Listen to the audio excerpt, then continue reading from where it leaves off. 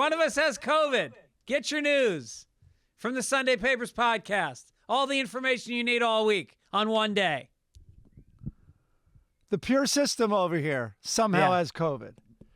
Unbelievable. Have you gotten it yet? I can't keep track. I now have fog brain, technically, apparently. What did you ask?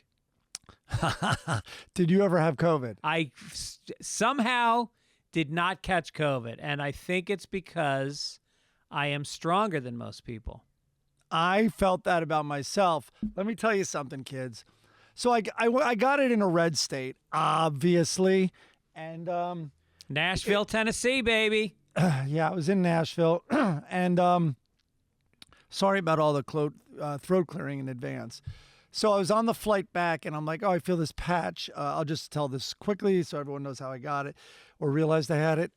Dry patch in my throat, and I'm like, oh, I need some water. And I'm on a plane. I had also been in like a crazy air-conditioned hotel room. So I'm like, yeah, that makes sense. But boy, it was stubborn, and of course it wasn't a dry patch. It was this like soreness.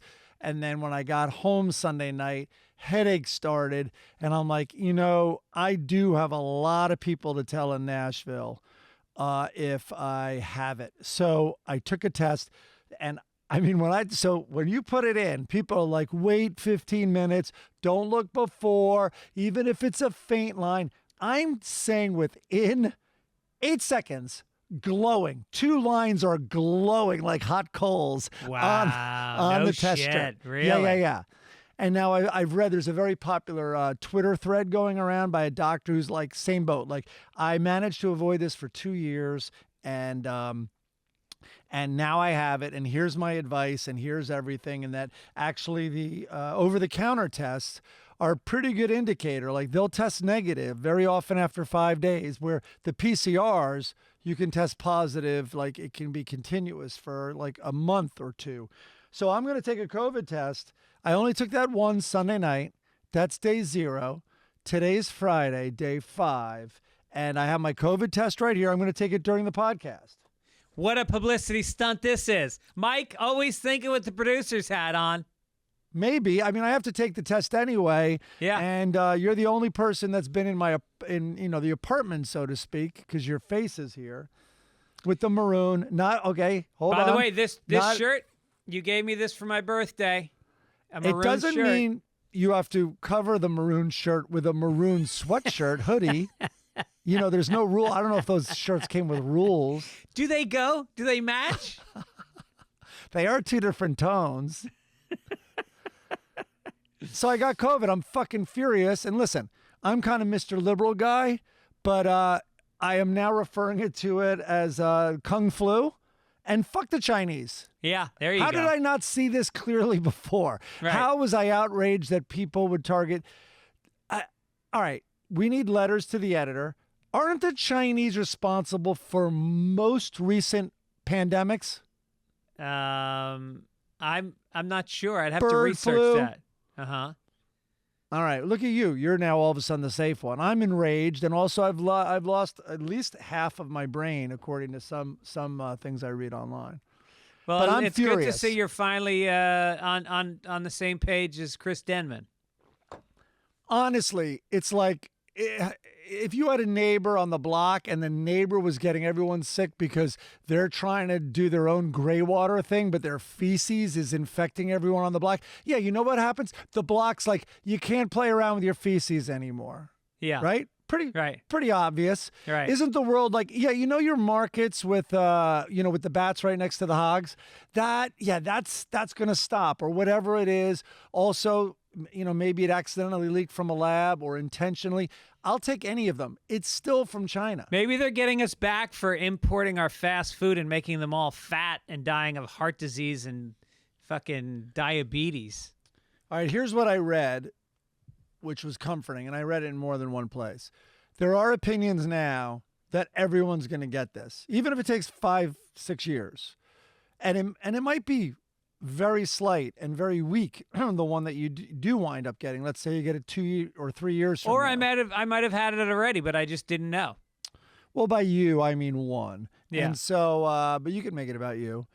That's a symptom, by the way. Trust me, it actually is a symptom because once you have it, it is all about you. Yeah, right. That's what's happened to me. Although you were not very needy. I offered to drop off food. No, I'm all set. I mean, you're one of those guys, you're hard to take care of. You're just, you're just very autonomous. You mean a good friend? You mean a good friend? No, a good friend lets you take care of them when they're sick a little bit. I haven't learned that lesson yet. I don't want to be a burden. No one has come here. Actually, I changed that. Olivia, I had a prescription running out, but while I also was like, I need a better sleep. So pick me up whatever cough medicine. So Olivia, sweet angel, my daughter, did come by. Okay, and you had enough food in the house to last you through. Yeah, I had frozen a bunch. I made a homemade soup, so boy, did that come in handy. I'm already sweating, man. So anyway, I wonder if there's any fabric in here. Oh, here's a tissue box. So whatever. You're right. I don't like people taking care of me. So I should learn. I'm going to open up. I'm going to be a warmer person now. COVID has changed me. I'm more grateful. I'm trying to pump myself up. Sorry if I sound hyper. I'm on no drugs. Oh, you know what? Here's other advice for people. I imagine all our listeners. Actually, what percentage of our listeners do you think have had COVID? Well, based on going to comedy clubs, I've been asking comedy audiences how many people have had COVID, and it seems like it's above 50%, sometimes closer to 2/3. But those are people who will go out for anything by definition. Right, so podcast listeners might be more. Those are people that are desperate to get out. They will find any excuse to leave the house. Chris is writing 1 for 3 on this podcast. What does that mean? 1 for 3. Oh, out of the 3 of us? Yeah, you're the only one out of the 3 of us. Wow. I think that as far as national statistics, I think that about half the country, maybe, Chris, can you look that up? I think about half the country, has reported. Who knows how many, like you're not going to be, does your doctor know? Have you officially reported that you have here's COVID? What happened. I find out Sunday night. I text, so after the Wheeler Walker Jr. concert, which I probably got it in the Ryman Theater, no one there, and I should have had a mask on, and I didn't, and no one did. And then I also went, not to get a little racy here, but racial. I went to the Country Music Hall of Fame, and then I also went to the African American Music Museum, which basically, by the way, should just be called the Music Museum. Yeah. They are responsible for all music, as far as I can tell. Yeah. And so, anyway, the Irish and Scottish also, that's where country started, when those two things met. So anyway, those two populations by definition, the Country Music Hall of Fame and the African, like those two demographics are not the most vaccinated. Let's just put it that way. Yeah. I went to both of those, but I also went to a Seder at Aunt Julie's, Ben Hoffman's Aunt Julie. So a lot of old people at that Seder. We'll save it for another podcast. It just kills me seeing Jews with very strong Southern accents. That's for another day. Yeah. It also, Chinese with Southern accents, all of it, I realize I'm definitely in a bubble. So anyway, it all makes me pause. So I had to call them, and I was like, Ben, this is actually serious. Now, maybe I got it at your Seder because the Seder was Friday night. I first felt symptoms Sunday night. And so anyway, one of the aunts there, old bat, has it. And it's hard to tell who gave it to whom, if in fact that's where the transmission happened. Now, okay, I'm afraid to check in on them on who else has had it at that dinner, because that could be the last Seder for some of them. And you could be responsible for the death of Jewish people. You're like Hitler. Yeah, not as bad as him, but like same idea. There's an argument to be made. I'm actually killed more Jews than Hitler. If you're talking about how many Jews I've been confronted with and the percentage that I've killed, like none fled the Seder. You're right. Yeah. None hid in the attic. Uh-huh. So they were all there, and I got a good portion of them. You Is this sure? Should we start again? I don't feel good about any of this podcast so far. Well, I hope you feel better. And please, I'm leaving tomorrow morning. I have a 5:45 a.m. flight to Boston tomorrow. Ugh. So if you need anything tonight, let me know, and I'll do a food run for you or whatever. It's very sweet. I think I'm good. The cupboard is ridiculously full. You got Canned sleeping goods. pills? I have sleeping pills. Okay. Yeah, but the sleep. You need edibles? Got edibles. No, haven't taken any. I feel that might be. You know what I've been doing is I've been binging Better Call Saul. Is it me? And listen, Odenkirk's one of my comedy heroes. I love the show. Breaking Bad's my top 2 shows of all time. It is slow. It's slow, but I think it really holds up. I think it's top 10 shows of all time in my mind. Better Call Saul. Well, the way they shoot it is amazing, and he really does hold up. He's got a lot of layers. I like the girl that plays his girlfriend a lot. Obviously, Michael McKean is amazing. It's great casting. It's Paul Gilligan as well, right? Isn't it? It is, of course. And they spent a lot of time on the cinematography. And Gus, the chicken guy with the glasses, I could watch him all day. That Vince guy, Gilligan. Yeah. That guy is amazing. Yeah. Doing that. I'm also, whatever, we'll talk about it in entertainment, what we're watching. I was out. I did a show at Largo last night. It was Anthony Jeselnik asked me to come down and do his show. Anthony Jeselnik and huge Enemies. Fan. I'm a huge. Say hello anytime you're around him. He gives me credit for saving his show a little bit, which I don't deserve, but I'll take it. How's that? Because I called a meeting together with the Writers Guild when they made us walk out of our shows. Oh, that's right. Jeff Ross's show and Jeselnik. And then I kind of was the spokesperson to the WGA, kind of calling them out on stuff because I wanted to get to the truth. Whatever. Anyway, how was Jeselnik? I love him. He's so goddamn funny. He's what just, a joke writer. What a joke writer. And he's just really his everything, the whole package, the character and the delivery and the confidence and the writing, all of it is just so fucking good. And but he was saying that he saw Louis C.K. and Chris D'Elia together at the Improv the night before, and he said it was just very weird because like they wouldn't look at each other, and it was like, hey, no, you guys should talk. Wait, they should put together the Cancel tour. It would be a strong tour. Oh, I just watched the Marjorie Taylor Green. She's on the stand. I think it would sell out everywhere. I mean, you'd probably have to keep it a little south this tour, but it's the FU to the left tour. Well, I know that D'Elia Even though both goes those dudes are on the left. D'Elia does a show with Brian Callen, and he does. Yeah, and I think they tour together. Yeah, so that's kind of exists already, and I think they're not hurting for ticket sales. I think they're doing well. Cosby's the headliner. Carlos Mencia does warm up. Well, wait, Mencia wasn't. There's no hanky panky. No, but he was canceled. I mean, he was canceled for joke stealing. Yeah, totally.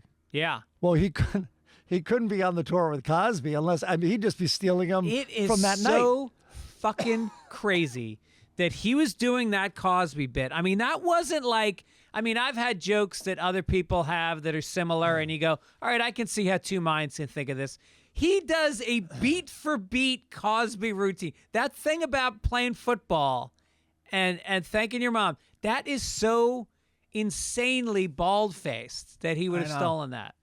I'm starting to see, though, a lot of comedians because the new generation of comedians, like that, after Carlin, right? But where, everyone got personal, and after Seinfeld, and you could probably be way more articulate about this, but you know what I mean, where it was like, holy shit, my girlfriend, like that's where a set starts, you know what I mean? Yeah. And then finding trends with dating, but very personal, very different than it was before then. So that is now, for the first time ever, old. and also forgotten. I'm seeing now a lot of, God, what was the example? Like the other day I heard a young comedian start on this bit. And I'm like, oh no. Like, and I was convinced they had never heard it before. Right. But I'm like, this is like a giant Ray Romano angle or whatever it was. You know what I mean? Oh, totally. But God bless them. They're noticing this truly funny thing for the first time in their lives. Yeah. And they're going on and sharing it. So I think that's going to happen more and more. But yeah, the Mencia thing, there's no excuse. Yeah. Yeah. So wait, should we talk about, we'll talk about Marjorie Taylor Green in a minute, but Chris has written down that 43% of Americans have had COVID-19. CDC estimates. It's a very tough estimate because who knows? Like all the people like you that are taking take-home tests that the doctors aren't reporting it, or it's got to be double that. So I call my doctor, right, and leave. Actually, I can text because it's our union's healthcare thing, right? So, but they have their shit together. Which with you UCLA. Text your doctor? You can go on and message. Boy, it's answered immediately. I would Wow. start taking advantage of that. It's better, and you don't have to talk to people. But as soon as you put like I have COVID, they're like, hey, we can get you on the phone with the doctor like in a couple of hours. I'm like, well, lovely. So anyway, had a virtual visit. And she's like, what can I do for you? I'm like, well, I have COVID. Two things. Should someone know about this? Like, in other words, because everyone I tell is telling me 3 people they know with it right now, right? Right. And she's like, no, it's a gigantic problem. To answer your question, we don't have a system in place. I think there are websites that Los Angeles, it's different from county to county, where you can report it. But since people started testing at home and not at a like urgent care, it is massively underreported. And this new BA2 strain, and now there's even a sub one under that, is incredibly aggressive, especially finding people who have not had COVID, regardless of vaccinations. So anyway, what you were saying, I'm just validating, is very true. It's incredibly underreported now. Like they can only guess. Yeah. And I guess deaths and hospitalizations will be the only numbers that they can accurately track. Right. But right. I don't think this is leading to a lot of those, you know? Yeah. So, all right. yeah. So, shout out to Patricio Tracoli. That's the name. Great song. Nice. It was a sweet edit job. Yeah. The logo today was very funny. Oh, fuck. Who did the logo? One of my favorite movies of all time. That movie rarely leaves my top 5, I have to say. Listeners of the podcast know I've called it essentially a perfect script. Yep. Lawrence Tarpey did the logo. Yeah, it's a great script. It's a great casting. I mean, Jesus Christ. Who played Nurse Ratched? She won the Oscar. Yeah. Shame on me. I have COVID, man. That's my new thing. I have COVID. I'm not going to remember her name. I will if you gave me time. But Chris could probably use his porn machine to look it up. We got some corrections coming in. It won a ton of Oscars. You know who won an Oscar? Who? For One Flew Over the Cuckoo's Nest? Who? A young Michael Douglas. No. Really? Son of Kirk Douglas, Michael Douglas, who had not made his mark in acting yet, was one of the producers.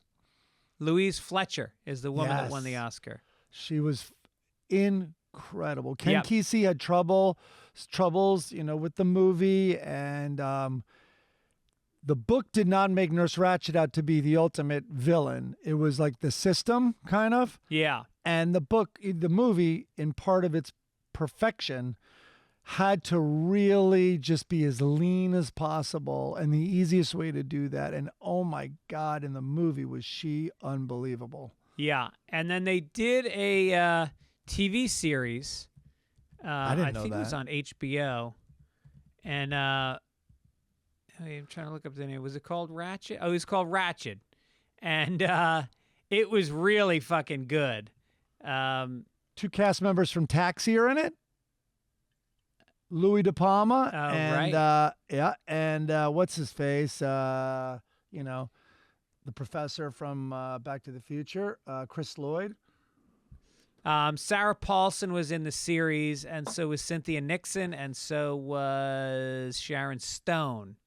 It was really. I could see Sharon Stone if she's the one that played Nurse Ratched. I could see that. I am sweating. Corrections. Daniel Cholden said, I just watched Coda. There might be something wrong with Mike. Yes, he has COVID. Yeah, I have a critical mind that is fair. And if I've seen something a million things before, I'm a little bored with it. Yeah. And if it's over the top and scenes don't ring true, I call it out. I don't care if they're deaf. Wow. Speaking of deaf, I got dates I'd be coming up. handicapping them, so to speak, if I pulled punches. Yeah. Kind of like, do you guys have 3 hours? Kind of like Crazy Rich Asians is the biggest piece of shit ever. And Terrible. You're racist. You're fucking racist if you don't admit that. Yep. You are like, oh, it's great for Asians. That's what you're saying. Right. It is. It is. Why so angry with the COVID? Sorry, guys. Speaking of racist, I'm going on the road. I'm doing Denver next weekend, which is April 28th through the 30th at the Comedy Works. Tacoma Comedy Club, May 19th through 21. Irvine Improv Memorial Day weekend, May 27th through 29. And then Bakersfield, California at The Well on June 11th. We've got some ads, but are you going to do you want to do your COVID test now? And then at the end of the ads, we'll reveal the results? I could do that. And those who want to see me stick a swab up my nose can go to YouTube and check this out. By the way, Bakersfield, I think you might remember I went through a real Dwight Yoakam phase in college. Yes. And I loved him. And I saw him. He came and played the Orpheum in Boston. Is that the name of the theater in Boston? Yeah, the Orpheum. And really liked him. I also think he's an amazing actor. And anyway, that's that Bakersfield sound. And my biggest regret is I moved to Los Angeles while the creator of the Bakersfield sound from Hee Haw, which is awful way to first describe him, but Roy Clark? No, the other guy. He had his big, it might have been called a palace, but theater up there, and he would play all the time. And it was on my to-do list before he died, and I didn't get up there. But you should maybe go one night. I'm not kidding you. It's a very rock and roll take on country. It's rockabilly. And You mean there's a club in Bakersfield I should go to? Yes. All right, maybe I'll do my show, and then we'll go. Why don't you come up and do the show with me, and then we'll go. That's a distinct possibility. When are you there? All right. I don't listen to your plugs. June 11th. Okay. Isn't that June when 11th. Chris is here? One night. All right, so start your test while I begin the advertising. Okay. But you need to chime in because Magic Spoon, I know, is one of the products that you get the most excited about. It's like it is part. I get excited about all of them, Greg. But go ahead, Buck Owens. Go ahead. Oh yeah. So here's the thing about me is I get like not sugar crashes, blood crashes all day. And if I eat the wrong food, the sugar makes me crash worse. So I have found my solution, which is Magic Spoon. They are cereals that I can make and digest very quickly that don't make me crash because it doesn't have the carbs and the sugar and all the crap that most cereals have, but yet it has that retro cereal taste of the They're stuff awesome. that you had when you were a kid. Oh, no. So 0 grams of sugar, 13 to 14 grams of protein, only 4 net grams of carbs in each serving. The Honey Nut flavor has 1 gram of sugar. Only 140 calories a serving. Keto-friendly, gluten-friendly, grain-free, soy-free, low-carb. They custom bundle our cocoa, fruity, frosted, peanut butter, cookies and cream, maple waffle, blueberry, cinnamon, plus You the feel newly like you're reformulated You also honey, feel like a kid again. honey It's nut comforting, flavor. Yeah. yet healthy. Here it goes. I'm doing it. All right, 15 seconds. You feel like you're cheating. It's delicious. I like it as a midnight snack. I get back home from my shows and I'm hungry. Boom. I fire it up. So go to magicspoon.com/papers and grab a custom bundle of cereal. And be sure to use our promo codes PAPERS at checkout to save $5 off your order. And Magic Spoon is so confident in their product, it's backed with a 100% happiness guarantee. So if you don't like it for any reason, they'll refund your money, no questions asked. Remember, get your next delicious bowl of guilt-free cereal at magicspoon.com/papers and use the code PAPERS to save $5 off. Thank you, Magic Spoon, Buy that delicious sponsoring cereal. the episode. Oh, my God, this is painful. Dame is another product that... oh, boy. Oh, Sexy. boy, is it sexy. Just like this test right now. Okay. It is a woman. It's a women-founded company making sex toys for sex that close the pleasure gap. The sex toys are for sex. They make them. The women make them, Mike. It You know, could be when you for were young and you self-soothing, thought that only men self-soothing, thought about sex, only self-care. that we're perverts and they just were putting up with us. No, the women like the sex, and they like this thing called the Eva, which is it's like how do you stays in describe there it? by itself. Yeah, it's Greg. hands-free. It's hands-free. And it's made for couples. It nestles close to the body, stays put with just a finger, so you Close and your to the partner body's can one way focus of saying it. Yeah. on intimacy. Designed to enhance, not distract from pleasure. Eva is your sex life's new best friend. What are you waiting for? Try adding a toy into the mix and discover new layers of pleasure you can share, plus sex you look forward to. Go to dameproducts.com/papers today for 15% off site-wide. Again, go to dameproducts.com/papers today for 15% off site-wide. Take 15% off your first order by going to dameproducts.com/papers. They're All right. amazing. They're super high tech. They send them to us. They're packaged like Apple products. You know what I Yeah. mean? Like Yeah. it's super sexy packaging, but high end. It's like also an incredible gift because of that. And they're really, really cool. And yeah, they're great, by the way. And you don't have to go to a store. Finally, Coinbase.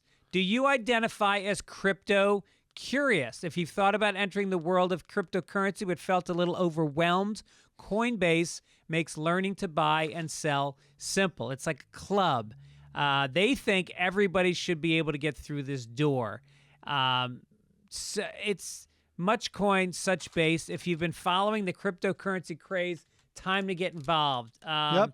You know, look, I want to get involved, and the thing is it's part of your portfolio now. I think cryptocurrency is really interesting. I'm really excited to learn more about it with Coinbase. They make it easy to check it all out in one place. Guesswork out. You no longer have to be intimidated. It's a standardized way to get in, and do it now. Millions of people in over 100 countries trust Coinbase with their digital assets. Whether you're looking to diversify or just get started, this is the way to do it. For a limited time, new users can get $10 in free Bitcoin when you sign up today at Coinbase.com/papers. Sign up at Coinbase.com/papers for $10 in free Bitcoin. This offer is for a limited time only, so be sure to sign up today. That's Coinbase.com/papers. Okay. Okay, We kid, I'm going finished to put the ads. 4 drops in. Okay. All right, there it is. If you ask me, I'm just looking at the liquid. It looks like COVID. I've gotten good at this. So you tested yourself on the first day, And had it, and now it's 5 days later? Lit up. You know, they're like, hey, wait 15 seconds and all that. So I don't know if Yeah. I said this at the beginning because I do have brain fog. It lit up. They glowed like coals. So Yeah. here we go. Within seconds. Yeah. So here we go. Here's the strip. And I'm sure this is a sterile environment in my closet. And here we go. 4 drops. 4 drops. Hope it I'm gonna doesn't do- trust from mold or mothballs. Do it right here. Yeah. It was very painful up my nose, so I think I did it right. 4 drops. 1, 2. I think it is going to be positive because I'm on day 5 and I'm congested as hell still. 3. You're sweating your ass off. Can you see that? No, but you keep wiping your forehead. No, I know I am. All right. 4 drops are in. And now let me look. It looks positive already. I don't know. How long are you supposed to wait? 15 minutes. All right. Well, the test one is already lit up. And then it has to get to control. I'm already positive. I think. Yeah, I'm already positive. It says positive on the test? Yeah. Well, the T is lit up, and now it has to creep its way up to the C, but the C is the control, I think. Yeah. Right? And let's see. T and C. Here are the results on the bottom. Yeah, I'm positive. Wow. I think, yeah. All right, so you're not going out for another couple days, at least. How many days the till? negative is just the control. Yeah, the T is fucking hot as hell, and that's the one that. Yeah, I'm positive. What's that? So how many days are you supposed to wait till after you test positive to go out That again? was fun. Jesus, why did I do that on camera? Apparently, it doesn't really mean. They say day 0 is first day of symptoms. I'm on day 5, according to the CDC, but I think it's because people can't tolerate hearing 10 days.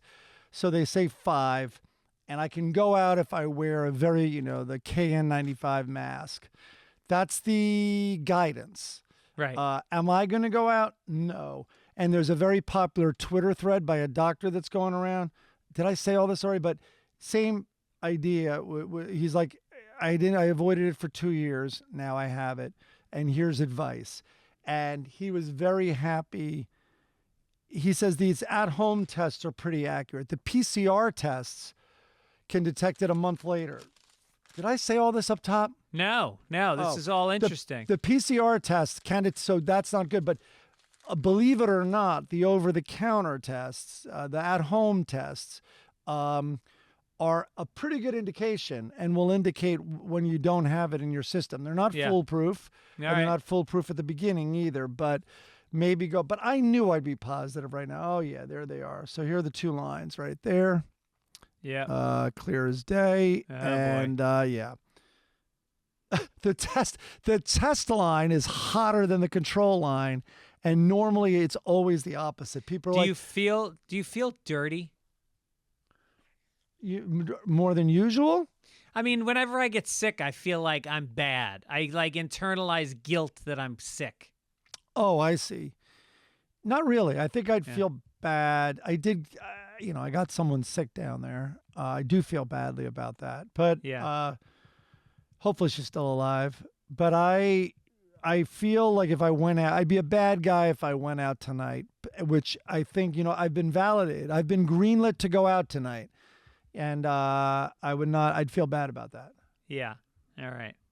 Let's get. I think if I have symptoms, I'm not supposed to also. So maybe I really would be bad if I went out tonight. I think so.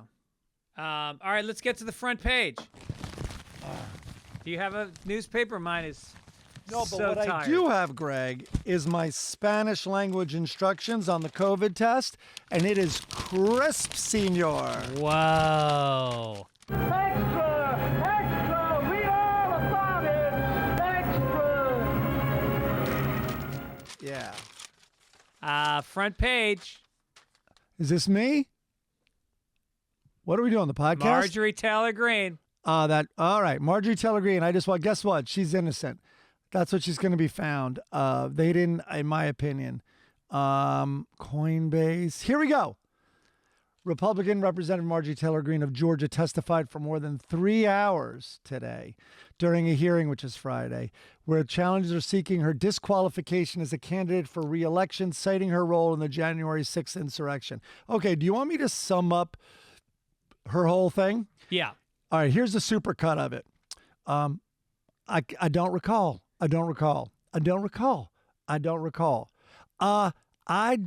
I'm not in charge of who posts on my Facebook. Other people tweet for me sometimes. I don't recall.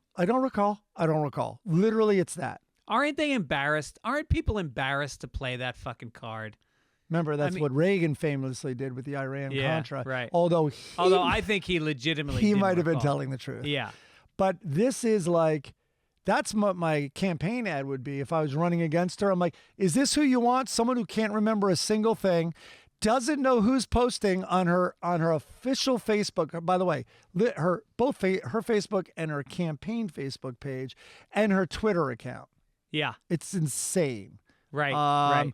And so, listen, I'm no brainiac, especially with COVID.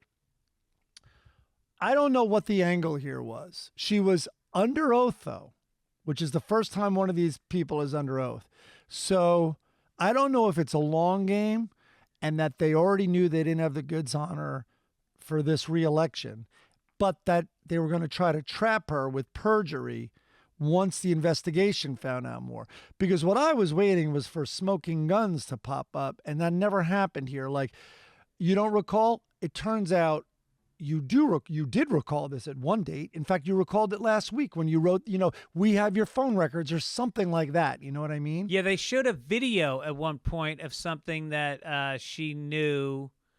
Well, they busted other guys now. They're trapping these guys with records, with video records and audio recordings.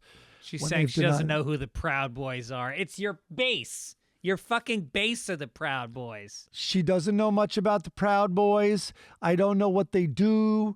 I don't know much about the Proud Boys. It's crazy. I mean, how do you live with yourself to be represented by people that you pretend you've never heard of? Oh. To be supported by people that and they're in on it. They're the ones that are still supporting her by going, yeah, I understand that she can't pretend she knows us because we're so fucking evil. On Twitter, she liked a post that said it's quicker that a bullet to the head would remove Nancy Pelosi from the role of speaker. And a CNN review has hundreds of posts and comments from Green's Facebook page shows she repeatedly indicated support for executing prominent Democratic politicians in 2018 and 19 before she was elected to Congress. And she's like, I've had many people manage my social media account over the years. I have no idea who liked that. Yeah. I mean, but all right. So I don't know what the long game is. This is the last thing I'll say about it. I'm not the smartest guy in the room by a long stretch. No, by no means. Thank you. But wouldn't one way of wording this be, do you deny tweeting that about Nancy Pelosi? Because she would have to say no. Because her answer is, I don't recall.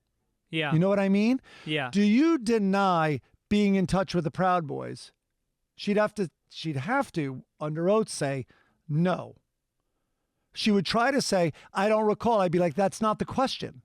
Do you deny ever being in touch with the Proud Boys? No. Do you deny conspiring to motivate that crowd and to get them to come in and forcibly stop the recall? She'd have to say no. You would have this long record of her not denying all this involvement. Whatever. I've given myself a headache. Whatever. But isn't that an approach? Let's talk about Mike Tyson.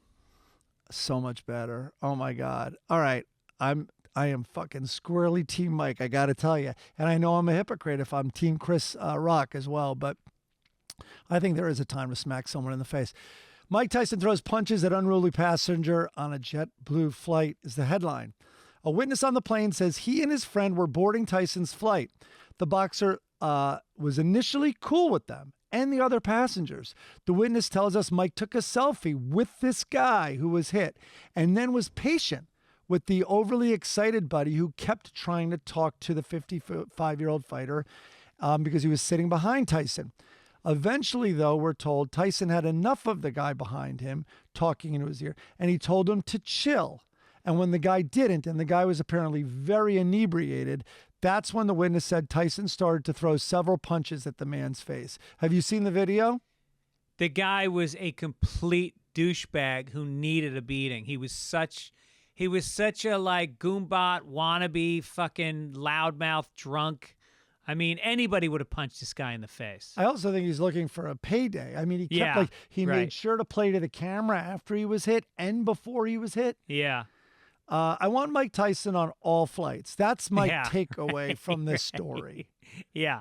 And boy, with the flight attendants, all the crazy shit that's been happening, it just takes one warning. That guy comes up to you. Also, what is this guy thinking? We know two things for fact about Mike Tyson. He fights and throws punches, and he rapes. So that's the guy you're going to provoke? Yeah. Turns out you got lucky.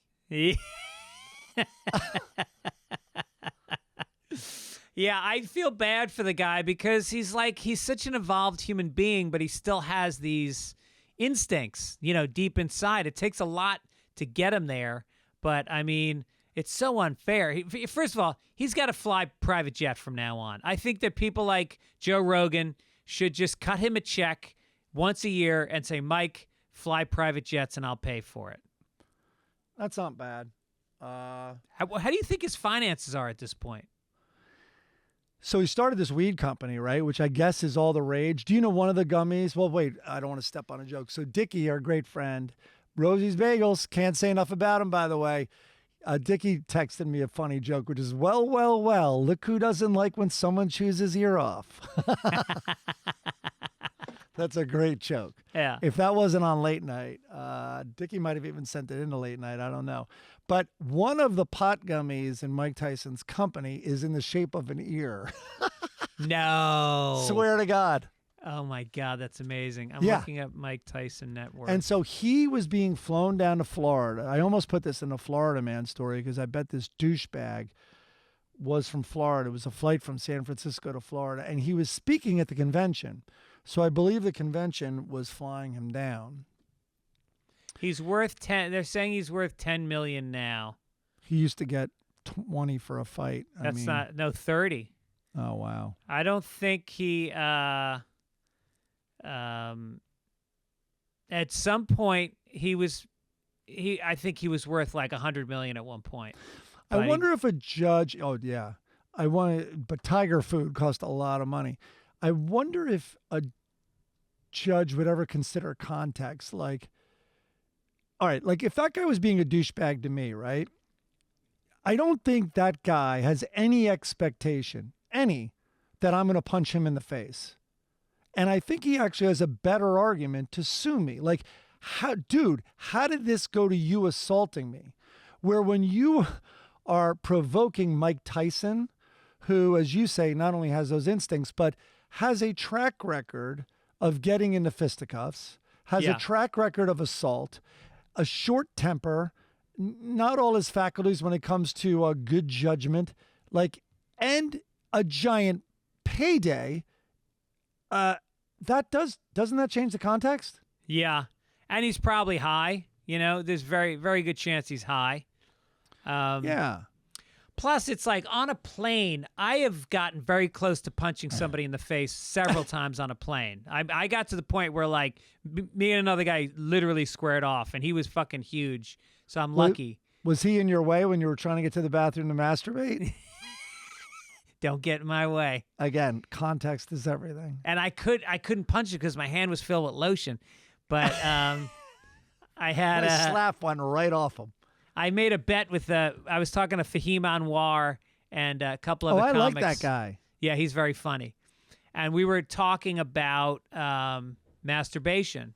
And there was a female comic that was telling us that we should keep ourselves from masturbating because it gives you a better sperm count. Like I don't know if he's trying to get somebody pregnant. No, he's not trying to get anyone pregnant. But she was just saying in general, it's better for your psyche, it's better for your lovemaking, it's better for your relationship to avoid porn and to avoid masturbation. Oh, what's her number? I'd like to talk to her about that. So I said to Fahim, I'll make a bet with you right now. The first guy to masturbate loses. And he's like, how many years younger than you is he? 15. Right. He has at least. You should have a distinct advantage. Probably 20. I should until I emailed him at noon the next day saying, congratulations, you won. It was one of those mornings. Once you tell me I can't, it's not like I do it every day, but once you tell me I can't, oh, watch out. Also, once you tell yourself you can't. Yeah. It's like a diet. I know. Don't think about ice cream. Ice cream? What? Tucker Carlson. That's a hard name to say. Tucker Carlson recently offered up a wellness solution for this so-called crisis in his Tucker Carlson original documentary.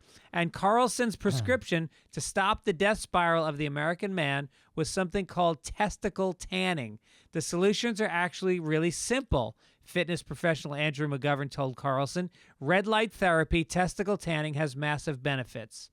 You put your scrotum into an infrared light, and I'm listening. in his documentary, it features multiple images of a naked white man appearing to plug his testicles into some sort of infrared light device.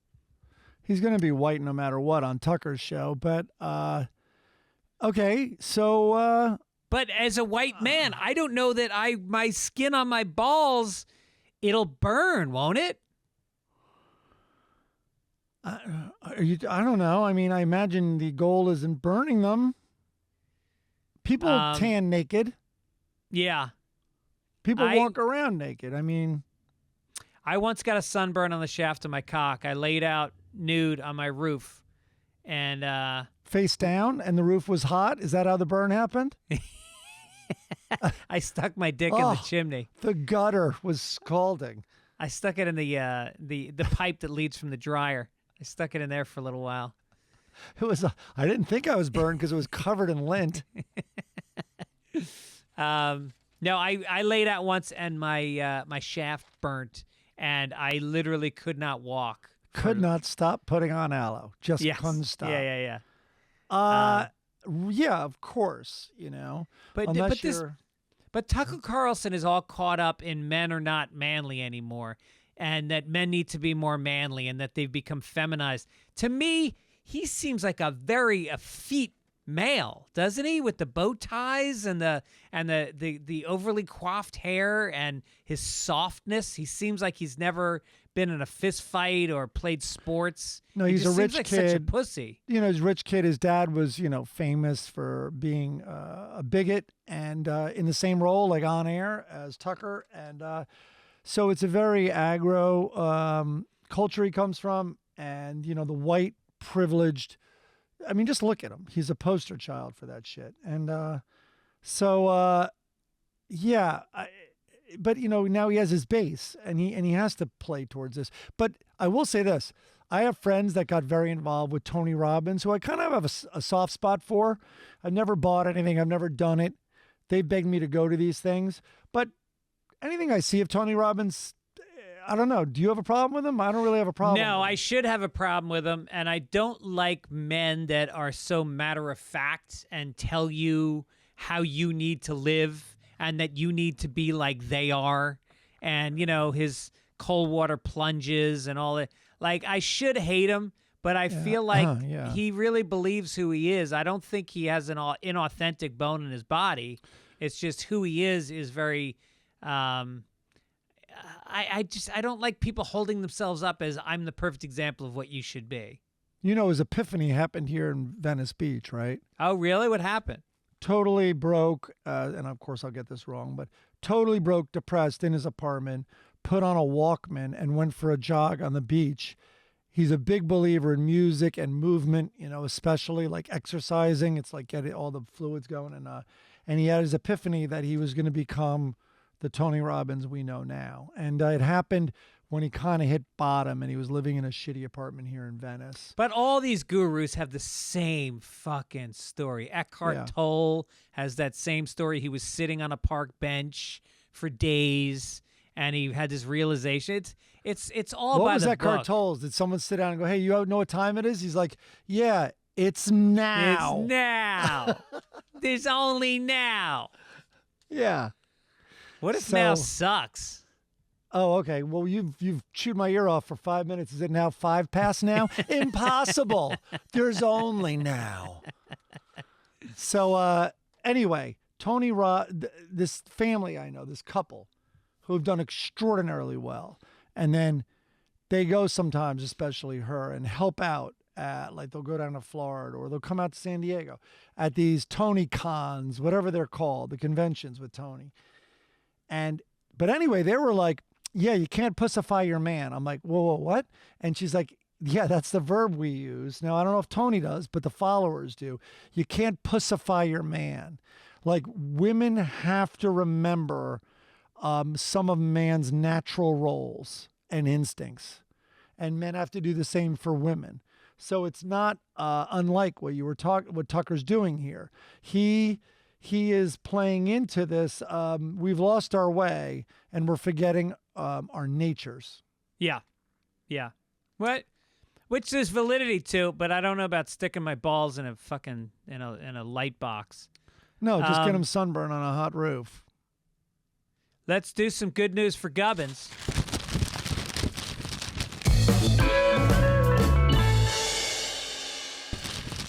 I don't think I read this last week. Did I read the letter from Scott Mansfield that said enough Gubbins talk? I don't think so. Either add him as a host of the show so we listeners can find out just why you two polish his balls for 20 minutes every episode, or shut the fuck up about him. Ooh. Okay. Oh, interesting. All right. He's the mayor of Venice, Dennis from Venice. We may have him on. We're talking about doing a live show at the Belly Room at the Comedy Store on June 12th.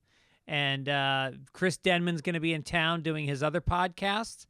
And then we're going to think about maybe putting out some feelers, see if you guys would be interested in coming to a podcast at the Comedy Store. And we'll have we have Dennis Gubbins as a guest, and Chris Denman, our producer, will be on a mic, and you can get to know everybody. What do you think about that? Am I going? Where is this? We don't have meetings. Here's a glimpse behind the curtain of Sunday Papers. There is never. Oh, you are definitely positive. I'm so positive. Okay, go ahead. There are no meetings. There are no I think other than being on the mic doing Sunday Papers, we almost never discuss Sunday Papers. No. Quite honestly, half of this is a surprise to me as we do it. Because you know what? I don't want to be robbed of the pleasure of being a listener of the podcast also. Right. But that being said, even though you had COVID this week, you wrote most of the script because I was I told you I owed you that. I owed you that. So well, Scott said stop talking about Gubbins. I do have a Gubbins update, and then we'll get to good news for Gubbins. Yeah. Gubbins got his second booster. That's weird because I don't know any black people that got the second booster yet. No. Inspired by the NBA playoffs, he boxed out, threw some elbows, got to the front of the line, I think at a pharmacy, and just took the needle from the pharmacist and jabbed it in his arm. Right. They're like, sir, that's for diabetes. Took it out, grabbed the other needle, threw that in his arm. Right. The diabetic old black man behind him did die that day, but not from COVID. It was diabetes. And he created a big distraction. He said, look, Kanye, it's Kanye. And then he cut to the front of the line. Yeah. Has anyone seen red pubes? Look over here, don't look over here where I'm grabbing the needle and it goes right into my arm. Well, here's good news for Gubbins. 500 pounds of weed spilled on Missouri Interstate on 4/20. According to the Mid-Coast news sources, that's what I'm going to call them, Highway Patrol believes that a semi-trailer driver swerved, whatever. There was a crash, and the Highway Patrol believes all of the marijuana was in the pickup truck involved in it, which was occupied by 2 men and a woman from Mexico. The men were arrested and charged with drug trafficking. All three suffered moderate injuries. And the munchies. And the guy tweeted, the Missouri State Highway Patrol tweeted, quote, "You don't see this every day, but it is 4/20." That is amazing. On 4/20. That's like a pumpkin truck rolling over on Halloween or running over a groundhog on Groundhog's Day. Yeah. Or murdering your wife on Valentine's Day. Or her spilling out all over the highway, yeah. Or picking up a 110 split on 9/11. Is that what it's like? Yeah, like knocking out 2 pins, yeah. I haven't done all the math, but that's a lot of numbers. All right, I'll crunch that. Well, anyway, we have the guy's tweet. We'll put it up here on the YouTube page. Yeah. And you could see in the photo, that's a lot of weed all over the road. That's a lot of weed. Jesus. It is like a scene in the movie, there's some of it in Better Call Saul. It's like, now is not the time to get pulled over, like for the taillight that's out. You know what I mean? Right. I mean, what a nervous ride. And then it's raining, you can see. And then 2 tractor trailers. Like they had nothing to do with it. I didn't read the details, but a semi swerved to miss another semi that was stopped because of another car. Anyway, and the poor pickup truck got hit. Yeah.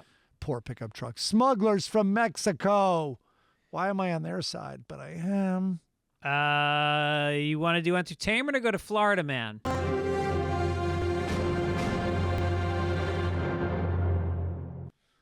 Well, entertainment was funny just because CNN Plus launched on March 29th and it's shutting down on April 30th. The company spent $300 million on it. Jesus. That's $9,375,000 a day for every day that it was up. And meanwhile, you and I are finding work hard to get. Yes, exactly. And streamers are throwing this money around. Yep, and there's so many of them. It's like every network now has a plus. Apple Plus, BET Plus, which, by the way, Ms. Pat has a show on BET Plus that just got picked up for a third season. That's third really season funny. already. Yeah, third season already. They went from the second directly into the third. I love Miss Pat. She came up and did the cabin with Bert Kreischer, and I got to hang out with her. I actually have a show idea for her. Oh, yeah? Why do I sit on these fucking ideas? I think especially, well, now she's blown up. I should totally approach her. Yeah, now that she's not taking meetings and has a full-time job, you should totally pitch her now. I know my timing. Gonna go in with COVID. The show's name actually is Miss Pat Gets COVID. So now is the time I have to pitch it. Speaking of COVID, Florida Man.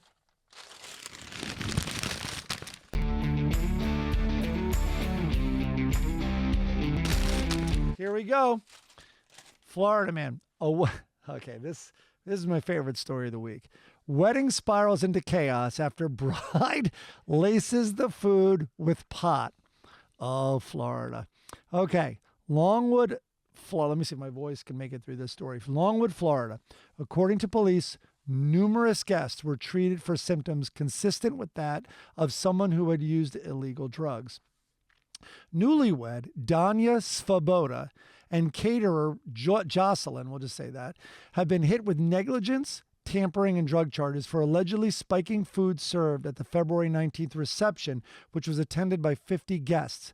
One guest told cops he felt ill and high and was, quote, having crazy thoughts as his heart raced. Another victim said Maybe he just loves weddings. All right, so I just put in a lot of these quotes because I was dying laughing. Another victim said he told the best man that he, quote, felt like he had been drugged, but that the best man, quote, was incoherent and could not answer a question. Guest Nancy Postma, who was 69, his nephew was marrying Svoboda, the bride, told cops that she had, quote, no control over her mind and body, and that, quote, her mind was playing strange things in her head. She said she was, quote, paranoid and became, quote, loud and unruly in the emergency room of a hospital. She's 69. Wow. Miranda Caddy, a friend of Svoboda's, recalled asking Bryant if there was marijuana in the food. In response, Bryant, quote, giggled and shook her head yes. Oh. Even the people that spiked it were high as kites. Okay, Caddy said she confronted Svoboda on the dance floor and that the bride admitted that marijuana had been added to the olive oil. Caddy said she acted like, Svoboda acted like guests should be excited as if, quote, they were given a gift. Caddy recalled being, quote, stoned and terrified and that her heart would stop beating. She thought she would die. Caddy said that she sent a text to her. So this woman she's 38, sent a text to herself so that someone would know what happened to her. Why not text a friend? Can you imagine the speeches at this fucking wedding? They must have been amazing. This is what Gubbins' wedding would be like, except that this caterer was black and Dennis would have charged everybody for the weed. And had the guy arrested. All right, this is the last quote I picked. I thought it was so funny. So, asking if he was aware that cannabis-laced food was being served to his friends and family, groom Andrew Svoboda reportedly stared at a sheriff's deputy, quote, with a blank expression before stuttering through a no. This is the best wedding of all time. They should have known something was wrong when people started eating the cake right after the appetizers. Also, it's time for the bride and groom to cut the cake. Oh, who ate the cake? Who ate the cake? There's crumbs here. Guys. Yeah. The old people are all dancing because their glaucoma was finally cured. Some kind of miracle. I don't know what's going on. Yeah, exactly. It's that Nancy who's 69. She has icing all over her face, wide-eyed. Starts crying. Old I'm people sorry. They're all making out on the floor. The first dance was Grateful Dead, Steal Your Face, the entire album. Finally, the bride and groom take the mic. Oh, we're sorry. We're sorry you've had the time of your life. Uncle Frank is catching chicks doing that dance move to Time of Your Life. He'd like one after the other line up like, oh, I'm sorry that we spiked the olive oil. Right. But can you imagine like this gross miscalculation that for the rest of their lives will haunt them? Every anniversary, they will think back to the day that they fucking freaked out all their friends and family. Oh, my God. Yeah. So love that story. All right, let's do some international. Speaking of international, here's the Spanish directions for the COVID test. Go ahead.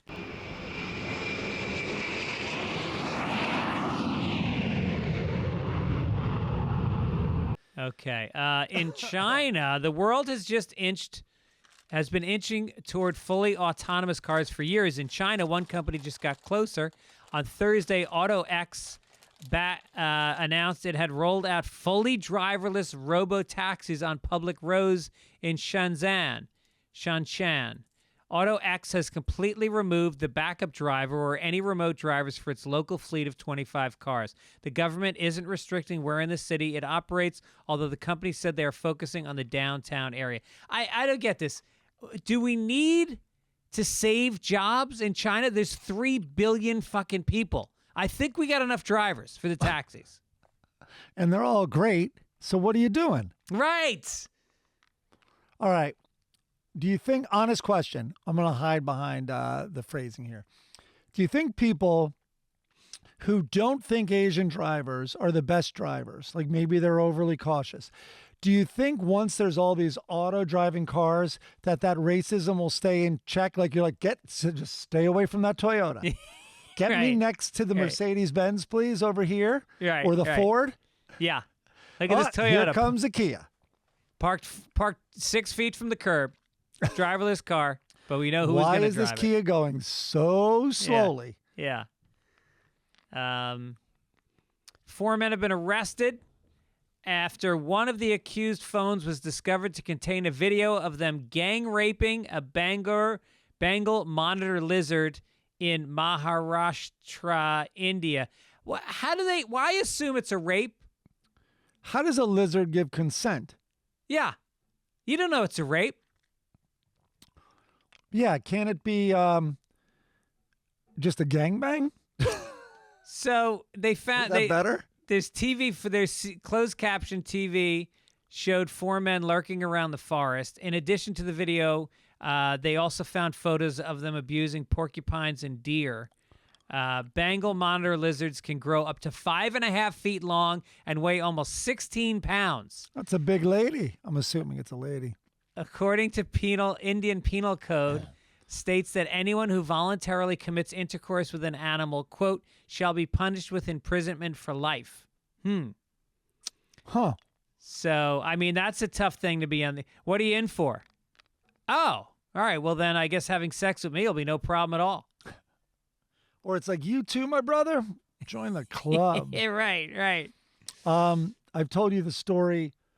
So Norm Macdonald, funniest guy ever. So he, and I say that literally, he, in a writer's room, like he would zero in. He liked being very, contrarian, but he was kind of almost like always right. He didn't just do it for kicks. So anyway, long story short, he found out there was some woman in the room And we were ordering lunch or something, and maybe she was, but anyway, she was very much an animal rights activist.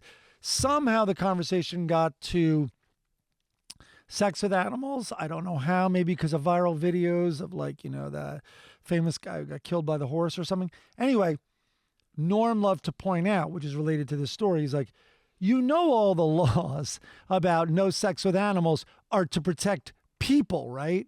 That no one gives a shit about the animal, and that animals like sex. And he's like, it's to protect us from the dirty animals. And anyway, she had to leave the room. So that happened. She had to leave the room. Yeah, she just couldn't handle it. It was a smart thing to do. It was still lunch anyway, but Right. She also really was under the impression it was to protect the animals Yeah. and their feelings. Yeah. I mean, who knows? I have a whole routine about how my dog is constantly trying to put his dick in my hand. Whenever I pet him, he's always trying to stick it there. So if I jerked him off, I'm being a good guy. Why am I going to jail? It wasn't my idea. It was his fucking idea. We had a famous host on Comedy Central who had dogs in the office, and he would rub their penis in the writer's room, and it would get hard. So that happened at the table. Seriously? So, yeah. So this whole new woke generation, just know that used to be that used to be a writer's room. Just so you know. Just maybe you'll put that in the mix and be like, we've come a long way. Yeah. Yeah. Yeah. Do you want to skip down? I want to go outside. It's been a while. All right, let's do sports. Sports. Okay, hold on.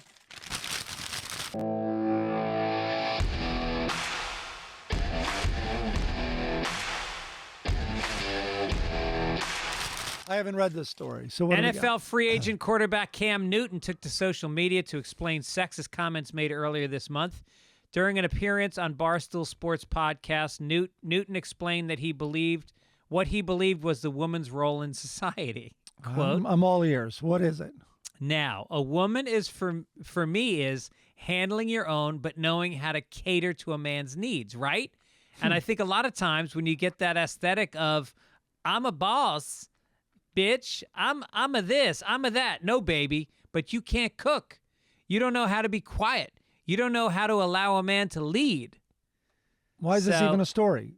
Where did you cut out the juicy part? Well, there's not a single player in the NFL that does not feel exactly like this. And the Cam's got 7 kids, so apparently a woman also doesn't know how to say no to sex. Wow. What? Listen, he missed an opportunity. I don't recall writing that text. Yeah, exactly. I have a lot of people I'm not in charge of all my text. Yeah, right. Nothing's real. I don't recall that. Oh, by the way, she was asked on the stand. This is your Facebook page now. Like, we just called it up live. If you say so. And it's and so this is a comment from you on your Facebook page. If that's what you're saying, in other words, the courtroom was where you're supposed to agree on reality. Right. And that can't happen anymore. Here is video of you saying this. No joke. They tried 4 different times. They showed it 3 times. Well, as I've said, that is clipped together and spliced. She loved the word spliced. That's clipped together and spliced. I saw it 3 times, so I don't know. Yeah. Nothing can be agreed. There is no reality. Yeah. So I don't know why Cam hasn't gotten that memo. You know who I love is Theo Vaughn, and he'll do these crazy jokes where he'll lay out a whole thing about, I saw this drag queen chasing this dog down the street, and the dog had lipstick on his face, and blah, blah, and he goes, and then he'll just go, so we'll see. That's his punchline. So we'll see. When he spins a yarn, man, I'll see them on Instagram promos for his podcast. He's very good at it. Yeah, he's just gotten better and better, because I had him on my podcast about, probably 6 years ago. And there was a hint of who he is today, but he was nowhere near in his voice yet. Bill Burr was the same way. I've seen certain comics just find their voice and really fucking explore it and get and it's just very rich. He's a great storyteller. Well, I think, and I don't know what I'm talking about, but my opinion on Theo is, wasn't he on like Real World or what? He was going to be a pretty boy, a good-looking face, according to MTV, and he was brought in for that, and he kind of was hip, and that's not him.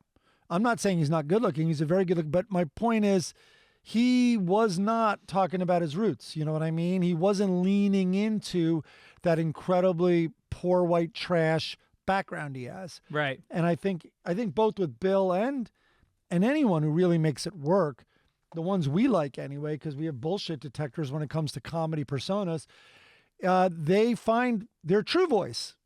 They don't find a voice like, some of these, I don't even know, more other famous comics who we don't like, who like have, I don't know, find a voice like... oh, no, you got like this one comic who's like a rich kid who grew up in Beverly Hills, and he talks with a New York City accent on stage, and it's so contrived. Right. But it's the easiest way to get people to think you're cool is to talk with a New York accent.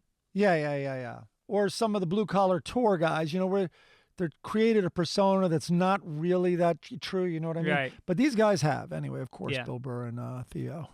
Let's go to this day in history. You got it.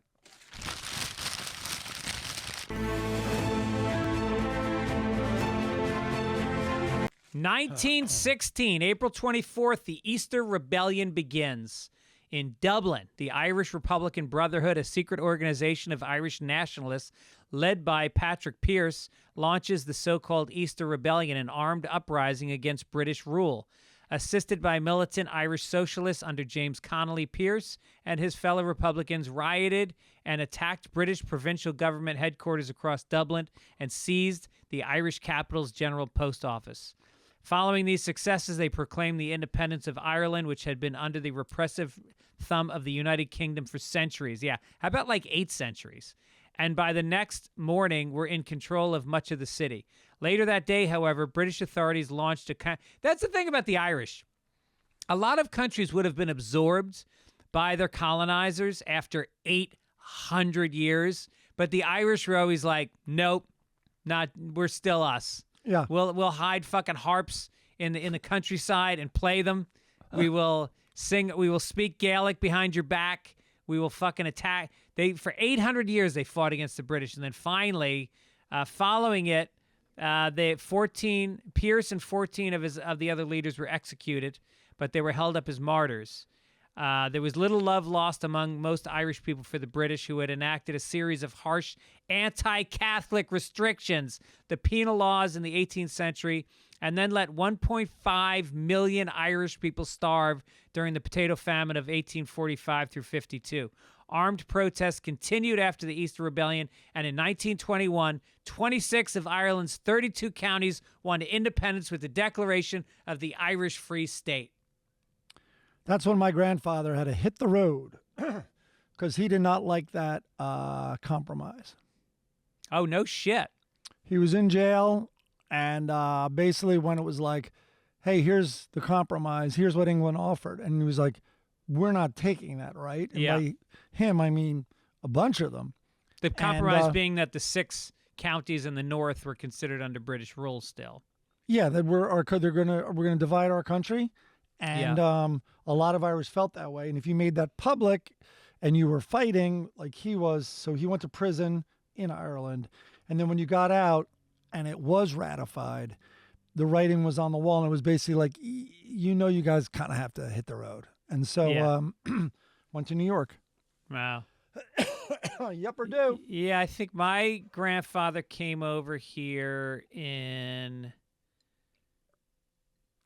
1920, I think. Yeah, so probably right around the same time. Yeah, mine was, I think, 21. Yeah. I have the paperwork somewhere. We actually all celebrated. 4 of my grandparents came over. I'm not sure the dates of the other one. The only one I really care about because I knew him the most was was Florence McCarthy, and he was like there was no IRA back then, but whatever they were called, the Irish Republican Brotherhood. He was a part of that. He ran messages for the Irish Republican Brotherhood. Wow. Yeah. All right, let's get then to some. Then he has to fucking watch you on his lap, the softest thing ever. I know, but I got the harp tattoo, Grandpa. Look, I got the harp tattoo. You can make him proud now. There it is. Look at it. It goes with maroon. No wonder you wear maroon all the time. All right, let's do some letters to the editor. We've gotten a lot of mail from you guys lately. We always thank you for reaching out. It's fitzdogradio@gmail.com is the email address. This one comes from Lawrence Adamanek. In 1991, Emmylou and the Nashville Ramblers, Emmylou Harris, recorded what would become their Grammy Award-winning album. It was recorded live over 3 nights. Because of the Ryman at that time was in such bad shape, only 200 people were allowed to be in the audience each night. Emmy was wanting to bring attention to the historic importance of the Ryman and country music and should be saved. And it got the attention of the corporation that bought it, and they changed their plans to knock it down. I was the drummer for all 3 nights for this historic recording. Yeah. This guy, Lawrence Adamanek, and I listened to this album, and I'm a huge Emmylou Harris fan. And this album, the sound is gorgeous. Like, you can feel the theater. And it's a very emotional album. And she talks about the theater on the album and about all the shitty rooms that she's worked all around the country, and that and she's like, sometimes I'll work in a room that they spent like, $50 million on, and it just stinks. The sound stinks, the feel is bad. And she was talking about how special this room was. Hoffman talked about how great it sounded to him. Oh, yeah? Yeah. He was on stage. Wow. Wheeler Walker, I should say. And but no, that was the story that this guy wrote in is so cool. Sorry if I'm clicking. I have a cough drop in my mouth. But I had mentioned I thought that was the story because the guy at the theater told me that she saved the theater and deserves that credit. And this guy was drumming. That's incredible. That's amazing. Yeah, that's amazing. Dude, thanks for writing in. I wish when I went to the Ryman they limited it to 200 people. Maybe I wouldn't have this kung flu right now. Hey now. Yeah. David Handman. What a name. David Handman. That could have been my nickname in high school. Follow up to the Ted Cruz question. So you've decided to suck a penis to end world hunger. That came up last week. Thanks. Would you rather get all the accolades as the man who ended world hunger, or remain anonymous so that no one knows you sucked a D? I'll put that to you. I'm not gonna get no credit for taking one in the jaw to save mankind.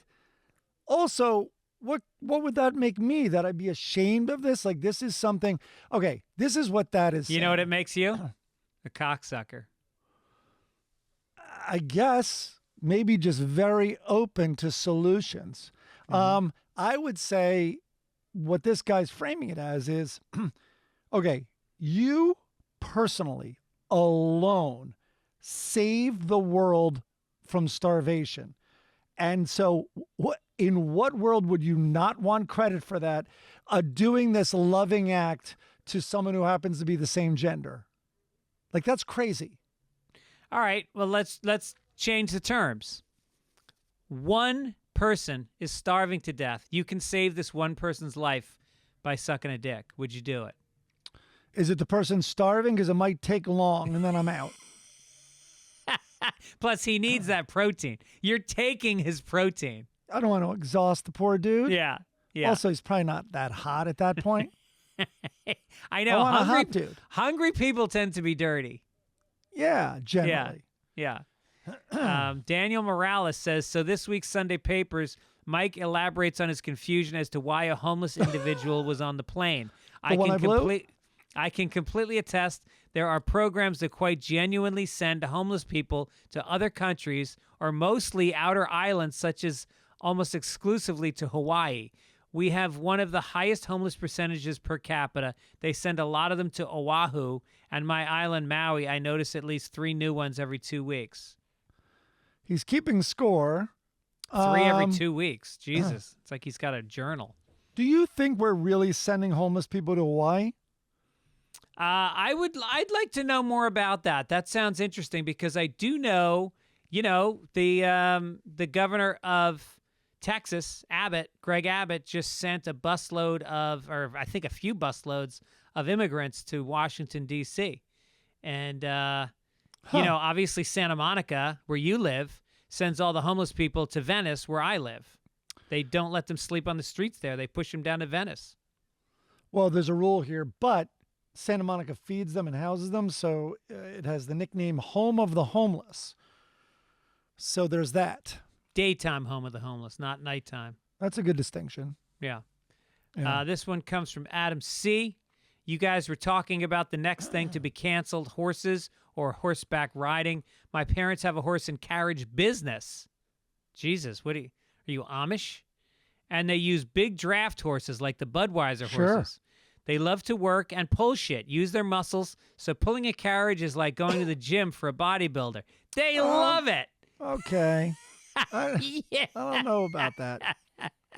It's a shame they can't talk. When bodybuilders go to the gym and have a bit put in their mouth and pulled right up and their whole head is harnessed, just like that. Yeah. Rob the bovine woodchuck. Listen, Adam, I appreciate your family's business, I guess. I don't know if your explanation totally holds water. I think there might be some merit to it that they're workhorses, but what were they before humans put them to work? They had nothing on their back. They were pulling nothing. Now, the answer might be that they didn't exist, that these were bred over time. So now we've created this unnatural horse, I guess would be your argument. And so the unnatural horse likes to work. Right. Kind of like all the dogs we created in the most bizarre ways. A dachshund was once a wolf. Yeah. And now it goes down holes after rats or whatever those stupid German dogs do. Yeah. Rob the bovine woodchuck says some firefighters are called to a fire at a local pub. Oh, it's a joke. He wrote in a joke. Oh, okay. Some firefighters are called to a fire at a local pub. They rush inside and find an Irishman standing at the bar. They rescue him and take him outside to safety. One of the firemen asks him, "Do you know when the fire started?" The Irishman responds, "I don't know. It was on fire when I got here." Okay, so I misread that joke, and I think it might have been funnier. I don't know. I was on fire when I got here. Yeah.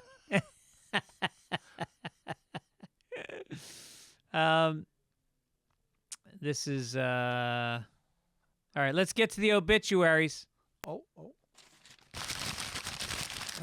And that's all, folks. This was a crazy week because in 1 week we lost the mother on the TV show Seinfeld. We lost Jerry's mother and George's mother within like 2 weeks of each other. That is crazy. Liz Sheridan, who was she was in Seinfeld and Alf, and she started out. This was Jerry's mother. She sang and danced in nightclubs in New York and in the West Indies before beginning her career as a stage actress and on Broadway. She began TV appearances in the 70s on Kojak, St. Elsewhere, One Day at a Time, and then she was on Alf as a regular, a prominent recurring role. But her biggest role was Helen Seinfeld, the devoted and overprotective mother to Jerry. She was the only recurring character to appear in all 9 seasons of Seinfeld. Wow. Sheridan's many other TV appearances include Family Ties, Murder, She Wrote, Melrose Place, American Dad. So that was pretty amazing. And then Estelle Harris, who played George Costanza's mother. Who was amazing. She was amazing. Those parents, I mean, oh my God.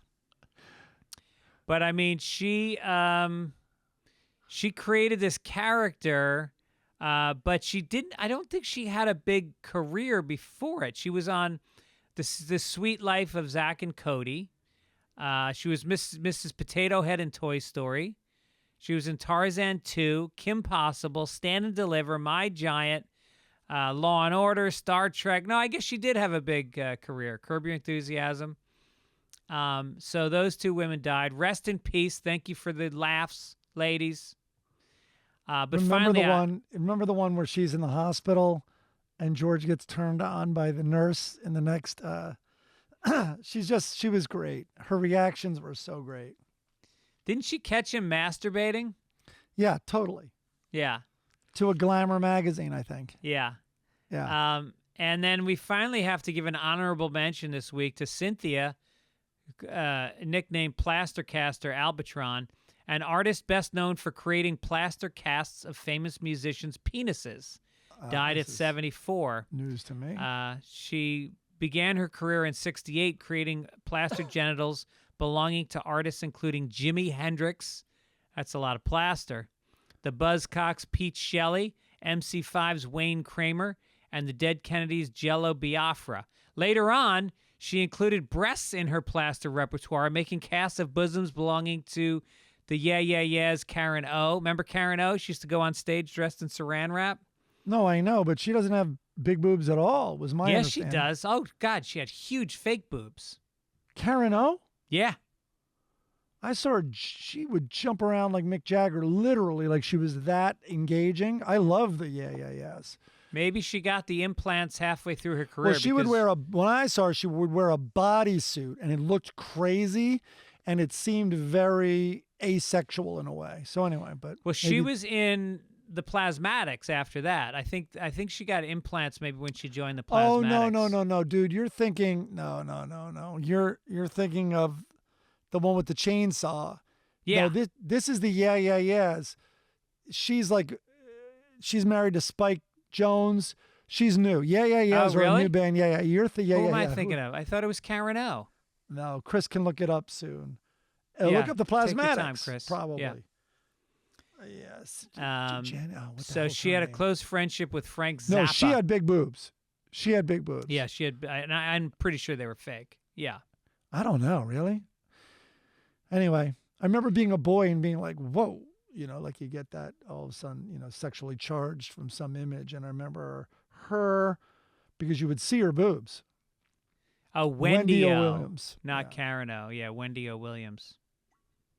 Not Wendy Williams. Chris, give your opinion. Look up Wendy O. And they're natural, aren't they? Yeah. All right, let's get to the funnies. In the meantime, we need to cheer up after 3 deaths. After women's boobs, let's cheer up.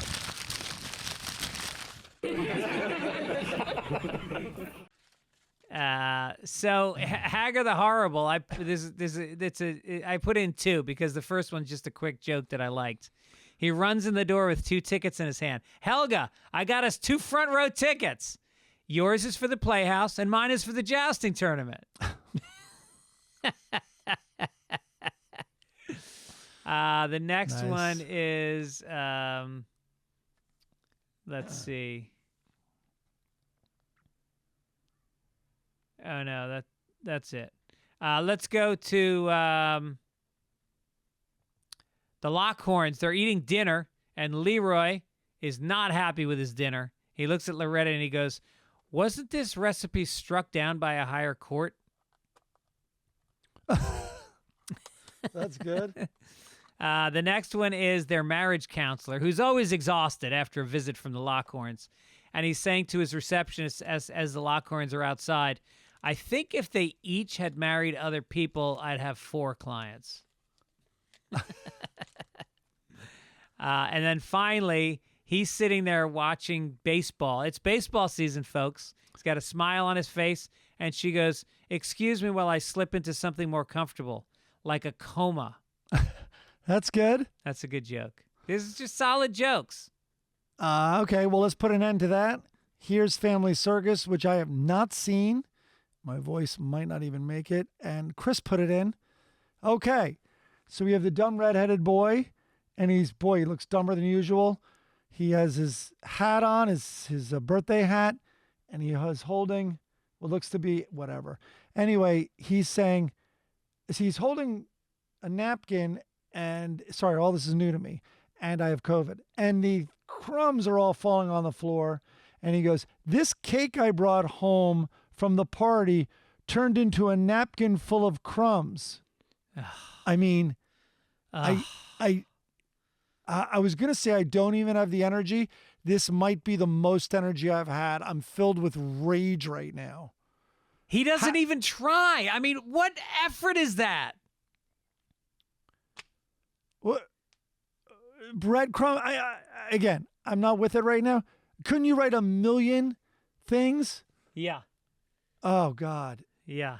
Or just nothing. That day, just admit you don't have it. Just take the day off. Just put out of on vacation. You're allowed to take a vacation. And I Bill know King? I said I'd start writing these things, but I have COVID. It's gonna be my excuse for a month, and I didn't see this one today, and it's a Friday anyway. Well, Chris Denman found a picture of Wendy O. Williams. However, he did not get a picture of Karen O. So he's doing half his job today. He thinks those are fake. I remember those jumping around like they weren't fake. All right. Sorry, hold on. I got to mute me or something. All right. This is a little blondie. Spring is here. And from Out of Frame, Dagwood is watching TV. And from Out of Frame, you hear, "Dear, does this new bathing suit look okay?" And she comes out, and I mean, talk about looking okay. It's skimpy. The bottoms are like French cut. It's a string bikini. And it's a tube top. There's no straps, strapless. And she's fucking popping out of it. And then his hair sticks straight up in the air. And she goes, "I'll take that as a yes." And he goes, uh-huh. And then he goes outside. He goes outside to talk to his neighbor, Herb. And his hair is also up. And he goes, "I'm assuming Tootsie modeled her new bathing suit." Yeah, why? What do you mean? Why? Why are you outside? Why are you in the bushes talking to your neighbor Herb when your wife is inside wearing almost nothing? You fucking homosexual. Look at them. They both have their dicks caught in the fence. That's why they're standing there talking to each other. Your dick's in the wrong bush. Also, the neighbor's like, "No, I just looked through your window." Exactly. No, I saw your daughter's bathing suit. Oh, boy. Yeah. Oh, boy. All right, there's a picture of Karen O, but she's in a leisure suit, so that doesn't really help us. Mike, you've got COVID, and yet you got us through an hour and a half of Sunday papers. I tip my cap to your effort. If anything, my energy was down today. I got a massage. My wife got me a massage certificate for my birthday, and I went and got it today. And she went so deep that I am just fucking out of it. I'm gone. All right, I have an idea because I don't remember a single funny thing I said. Let's act and make a promo now about me taking a COVID test live. Okay. Because we might have it, and I'll go back and try to get the legitimate thing. But Right. So it'll be like, here, let's just wait. So, Greg, what I'm going to do, I'm going to take a COVID. I'm on day 5. I'm going to take a COVID test right now. You have one right now? I have it right now. Look, it's right This here. is good. This is good.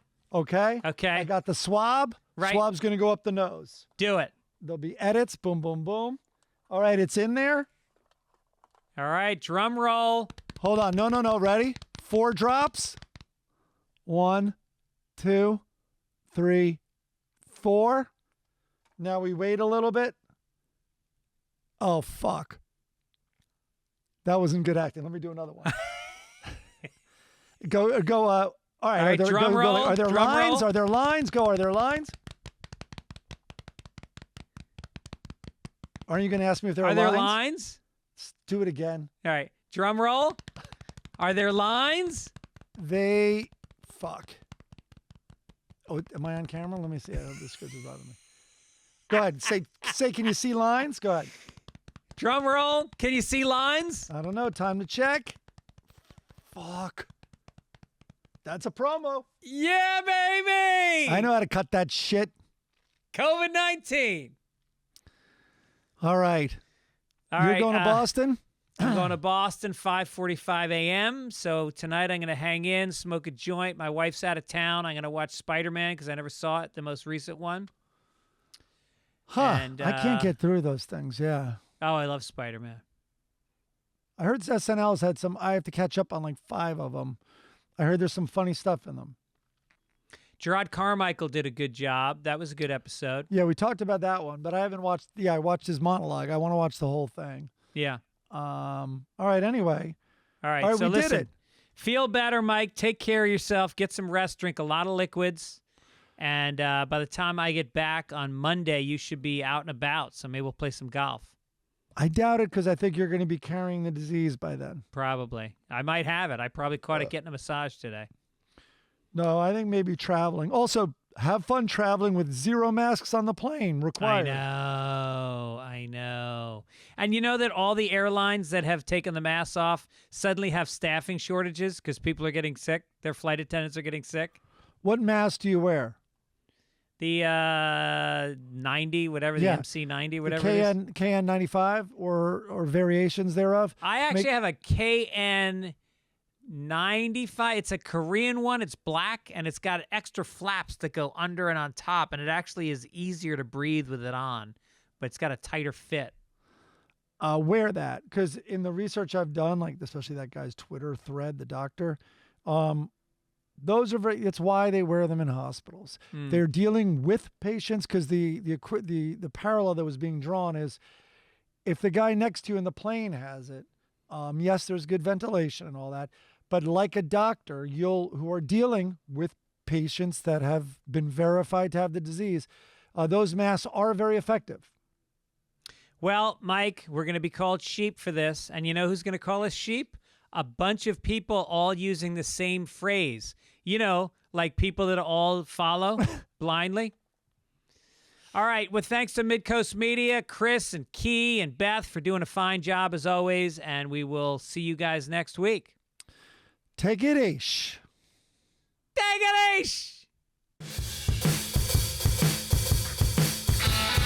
Read all about it. Read all about it.